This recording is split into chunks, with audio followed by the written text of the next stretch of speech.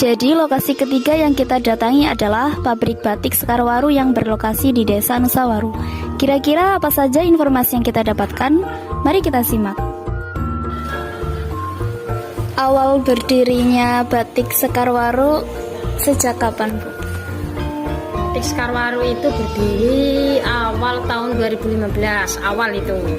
Dulu waktu itu masih di tempat Mbah sekitar 2 tahun, terus setelah itu pindah ke sini, ke tempat sendiri sampai sekarang.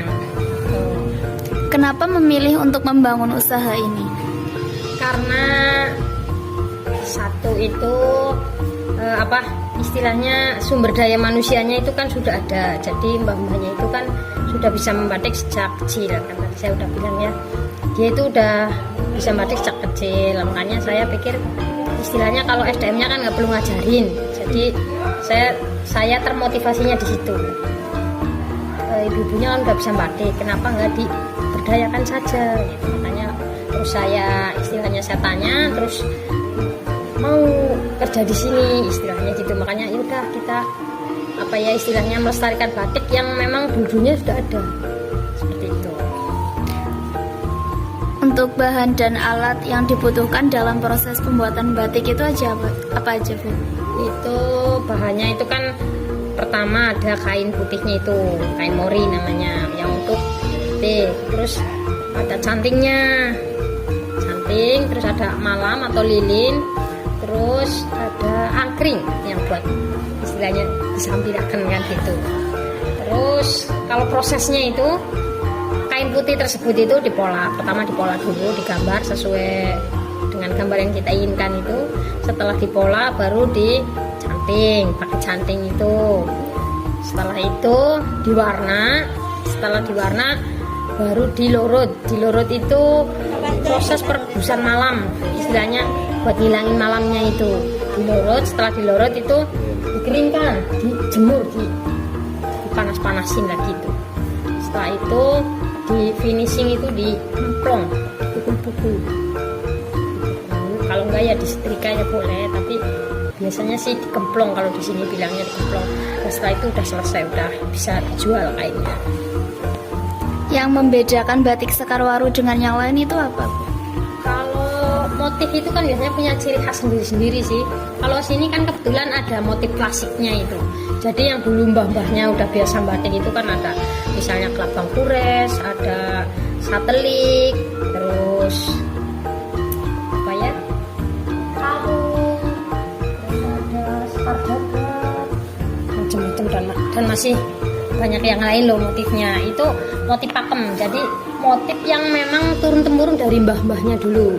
Itu ada warnanya itu cenderung kok coklat hitam, itu yang atas sendiri itu. Nah, seperti itu. Kalau yang kontemporer itu ada juga, itu yang nomor 3, baris ketiga, itu hasil imajinasi sendiri. Jadi misalnya kayak motif biota laut ini sebelah sini, terus motif daun-daun. Berapa jumlah karyawan yang kerja di sini, Bu? Karyawan yang standby itu yang batik 4 orang, pewarnaan sama cap 2 orang, 6 orang.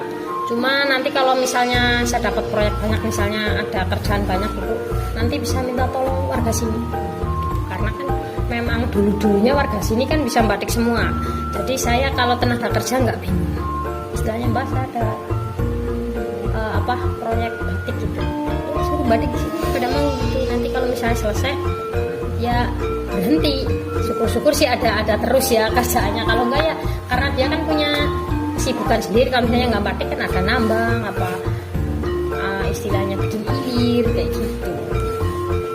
Berapa target pemasaran dalam 1 bulan? Nominalnya maksudnya? Ya.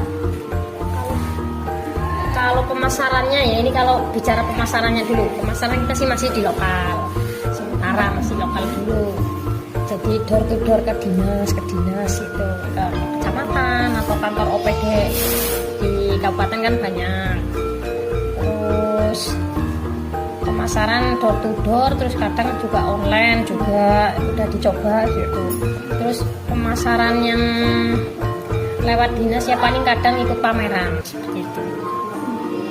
Pemasarannya. Berapa harga rata-rata per produk?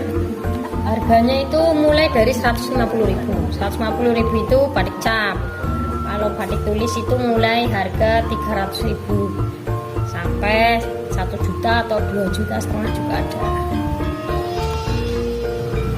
Berapa pendapatan yang dihasilkan dalam 1 bulan? Kalau pendapatan itu ya mungkin kalau di rata-rata ya 10 juta. Apa kendala dalam pembuatan batik? Kendalanya sih apa ya? Ya nggak ada sih kayaknya.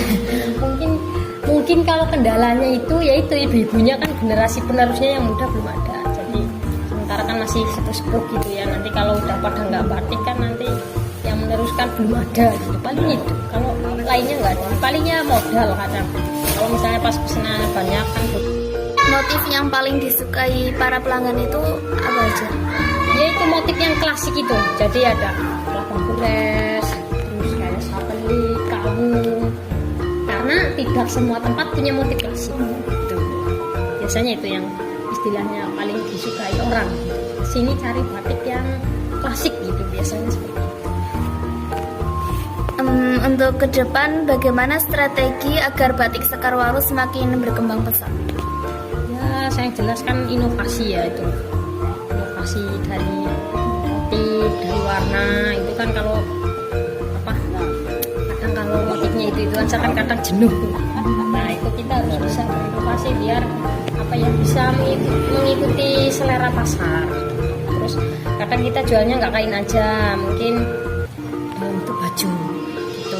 Motif misalnya dengan model yang bagus atau dikombinasi dengan kain yang lain, misalnya kain tenun atau kain apa lurik gitu kan, nanti biar lebih menarik lah istilahnya seperti itu. Permisi Bu, untuk nama Ibu namanya siapa ya? Sumiati.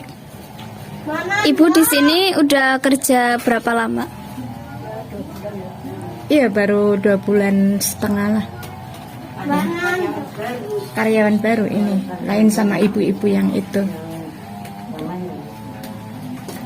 Untuk proses pembuatan satu kain batik itu bisa mencapai waktu berapa lama? Kalau satu kain ini cuman kayak gini aja, ya kalau 1 hari bisa dapat 5, berarti satu kainnya 2 jam, 1,5 jam kali. Kalau boleh tahu ini motif batiknya motif apa Bu? Motif apa ya? Semanggen apa ini? Garis-garis semanggen kayak gitu. Oke Bu, makasih. Jadi yang dapat menjadi peluang usaha kedepannya adalah dengan meningkatkan kreativitas untuk menciptakan motif baru pada batik, dan mungkin membuka kursus batik untuk para generasi muda agar dapat menggantikan mereka yang sudah sepuh.